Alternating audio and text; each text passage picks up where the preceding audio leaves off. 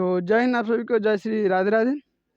तो हम लोग का जैसे कि मालूम है कि इंडियन हिस्ट्री क्लास है और हम लोग का 37 क्लास है, ठीक है। और इससे पहले आपको इंडो ग्रीक पढ़ा रहे थे, उसमें हम लोग जो कि हिंद यूनानियों का प्रथम जो आक्रमण के बारे में पढ़ा दिए थे। आज हम लोग पढ़ने वाले द्वितीय आक्रमण यानी द्वितीय चरण, ठीक है। तो ये सब कुछ नहीं है, बाकी आप लोग पहले पहले आती है तो इसके बारे में बताना ज़रूरी है, ठीक है। लेकिन चलिए हम आपको बता देते हैं। देखिए इसमें जो कि द्वितीय चरण में हम लोग पढ़ रहे हैं, ठीक है। ये द्वितीय चरण लिख दिया है और यहाँ आपको जो कि हिंद यूनानी बता रहे हैं, ठीक है। देखिए इसमें आपको एक राजा मिलेंगे जो कि आपको हिंद यूनानी का, जिनका नाम था यूक्रेटा ईडियस। क्या यूक्रेटा ईडियस इनका नाम था, ठीक है। इन्होंने तक्षशिला पर आक्रमण किया और तक्षशिला जीतकर इस वंश को मैंने यूक्रेटस वंश के उन्होंने स्थापना की। और इस वंश के, ठीक है, इस वंश के शासक एक थे यूक्रेटस वन के, जो कि यूक्रेटस ईडियस, नाम होता है अजीब के अजीब। इस वंश के जब स्थापना हो गया तो उसमें एक शासक जिनका नाम था अंतरा अल, ठीक है। अंतरा अल ने अपना जो कि राजदूत हेलियोडोटस को शुंग वंश के राजा जिनका नाम था भागवत, ठीक है। भागवत है, एक भागवत होता है जिसमें भगवान विष्णु की यानी कृष्ण जी की क्या है कृष्ण जी की महाभारत में उपदेश दे उसका लिखा गया। बाकी इसमें शुंग वंश के एक राजा भागवत, ठीक है, उनके दरबार में उन्होंने संधि यानी मित्रता स्थापित करने के लिए भेजा। किसको? वो अपने राजदूत हेलियोडोटस को, ठीक है। बट हेलियोडोटस ने जाके क्या किया, भागवत धर्म को अपना लिया। लोग कहना जाता है कि हम भेजे थे कुछ और करने के लिए और कह के आ गया कुछ और, क्या होता है ना। तो बेचारा आए थे यहाँ भागवत के दरबार में अपने राजा के साथ संधि मैंने मित्रता करवाने के लिए बाकी आके यहाँ भागवत धर्म अपना लिया, वैष्णव धर्म अपना लिया। और इसी धर्म को सम्मान देने के लिए उन्होंने जो कि विदिशा में बेसनगर में उन्होंने जो कि एक राजदूत है ये कौन हेलियोडोटस, उन्होंने गरुड़ ध्वज अभिलेख का क्या बनवाया था। और यह व्यक्तिगत जो कि राजदूत का एक क्या है व्यक्तिगत अभिलेख है, जो आपको देखिएगा गरुड़ ध्वज अभिलेख जो है आपको किसी राजदूत का यह एकमात्र व्यक्तिगत अभिलेख है। तो ये था द्वितीय चरण का। अब हम लोग देखते हैं हिंद यूनानी की विशेषताएं क्या रही, क्या हिंद यूनानी का विशेषताएं क्या है उसके बारे में आपको हम बता देते हैं, ठीक है। तो ये कुछ नहीं था, ये यमन से आए थे, ठीक है। और आगे कहाँ बस के थे, भारत में आ गए थे। और इन्होंने जब ये यमन से आकर भारत में बसे, अतः इन्हें क्या कहा जाता है, हिंदू यूनानी भी कहते हैं। इन्हें काली मिर्च बहुत पसंद था। क्या था? काली मिर्च। आप देखबे करते हैं तो काली मिर्च एक दो पे ले गया होगा अपने यूनान और वहाँ के लोग सब खाया होगा, पत्नी बाल बच्चा कहेगा बाप बहुत स्वाद है, क्या बहुत। तुमने सोचा कि जाइए जाइए और लेके आइए, तो उन्होंने आया होगा और फिर यहाँ से क्या काली मिर्च उन्होंने ले लेके अपना मन देखे जाते विदेशी आक्रमण मसाले से लेके जो कि दक्षिण में बहुत बेस्ट होता था, आज भी होता है उतने मसाले बेस्ट, ठीक है। तो अच्छा लगा होगा तो आके फिर उन्होंने तहीं बस कहा कि कहाँ बार बार ढोढा के लिए चले तहीं रह, ठीक है। तो अपना पूरा परिवार के भी ले आया उठा के। तो काली मिर्च बहुत पसंद, इसलिए काली मिर्च को यमन प्रिय कहा जाता है। क्या यमन के लोगों को बहुत प्रिय है, इसलिए काली मिर्च को हम लोग यमन प्रिय कहते हैं, ठीक है। और भारत में जो कि पहली बार जो कि चित्रित सोने के सिक्के चलाए गए थे, कौन चलाए थे? ये यूनानियों ने चलाए थे। मैंने पहले सोने के सिक्के चले थे, ठीक है, बट उस पर चित्रित नहीं होता था। समझ लीजिए सोने के सीधा गोले के आकार का वृत्ताकार का सिक्का होते थे। बाकी इन्होंने हिंद यूनानियों ने पहली बार जो चित्रित सोने के सिक्के उन्होंने चलाए थे।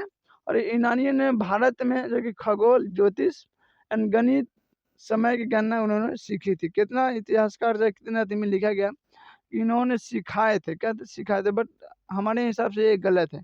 जिस देश का शास्त्र इतना पुराना हो, क्या आप सपोज कीजिए कि वाल्मीकि जी रामायण लिख गए, इसका बाद वेद व्यास महाभारत लिख गए और सारी किताबें लिखी गई। जो आर्यभट्ट जो उन्होंने शून्य शून्य का खोज की, उस आदमी का आप गणित सिखाइएगा उस देश का, बात समझ रहे हैं। तो साधारण लिखने में आती हो गया। बाकी देखेंगे यहाँ उन्होंने समय गणना, ज्योतिष, खगोल, गणित इन्होंने सीखे थे, यहाँ क्या सीखे थे। और इसके बाद हम लोग का हिंदी यूनानी खत्म हो गया। अब हम लोग पढ़ने वाले हैं शाक वंश यानी सिथियन वंश। क्या है? शाक वंश या सिथियन वंश कह लीजिए। ये भारत में 90 BC में आए थे, यानी बिफोर क्राइस्ट में आए थे। और शाक जो कि मध्य एशिया के रहने वाले थे। और इन्हें सूची वंश का लिए ये कालिब, क्या है? कालिब का लिए सूची वंश का लिए वाले ने जो कि मध्य एशिया से भागकर भारत आए थे। इन्होंने जो कि वहाँ थे मध्य एशिया के लोगों ने उनके मार उड़ के लात में कचार उचर के क्या किया, भगा दिया। तो भाग के कहाँ थे? ये भारत आए थे। और भारत में आके 5 जगह पर बच गए थे। पहला जो थे कंधार में बसे। दूसरा जो कंधार आपको कहाँ मिलेगी देखने को? अफगानिस्तान में। उसके बाद अभी तक्षशिला जो कि वर्तमान में कहाँ? नल्ला यानी पाकिस्तान में है। उसका आप देखिएगा कि मथुरा, क्या है? मथुरा कहाँ पड़ेगा? यूपी में पड़ेगा। उज्जैन आपको कहाँ पड़ेगा? MP में पड़ेगा। और नासिक, क्या? नासिक आपको कहाँ पड़ेगा? तो महाराष्ट्र में पड़ेगा। ठीक है, देखिए इसके बाद 5 जगह आपको बता देना, कंधार, तक्षशिला, मथुरा, उज्जैन, नासिक। ठीक है। अब मथुरा के जो कि एक रजुक शाक को मालवा के शासक ने 5700 BC में क्या कहते हैं उनको पराजित कर दिया था। क्या कहते हैं? 5700 BC में एक मालवा के राजा हुए जिन्होंने रजुक शासक को क्या कहते शाक वंश के थे, उन्होंने हरा दिया। और इनके हराने के उपलक्ष्य उन्होंने राजा विक्रमादित्य की उपाधि उन्होंने धारण की थी। कौन? मालवा के शासक।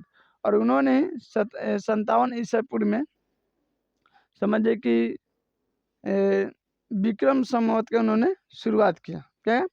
विक्रम संवत को उन्होंने शुरुआत किया। और जब अब अमूमन देखिए भारत के जो संविधान उनका जो सपोज कीजिए कि 1956 तक जो कि क्या विक्रम संवत उनका मूल कैलेंडर रहा। कि 1957 में उन्होंने विक्रम संवत से हटा के शाक संवत जो कि मूल कैलेंडर उन्होंने कर दिया। ठीक है, इसका आप देखिएगा कि वही आपको मिलेगा कि नासिक के जो कि शाक के शासक थे एक नहपान, उन्होंने सातकर्णी यानी सातवाहन के राजा सातकर्णी पर उन्होंने आक्रमण की। सातकर्णी ने उसको पराजित किया।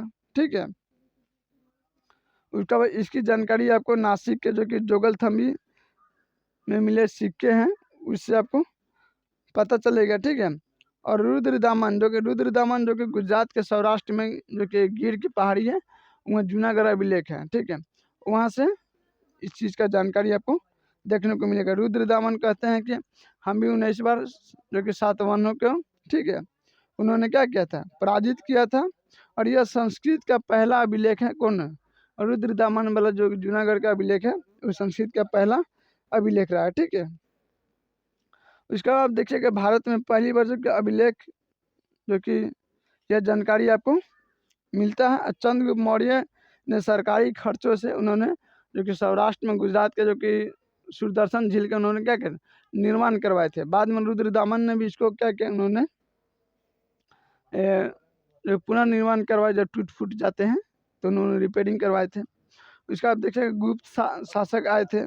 ठीक है, जिन्होंने भी इस अभिलेख अति के झील के करना उन्होंने पुनः अति जिसका नाम था स्कंदगुप्त, मैंने पुनः निर्माण करवाया।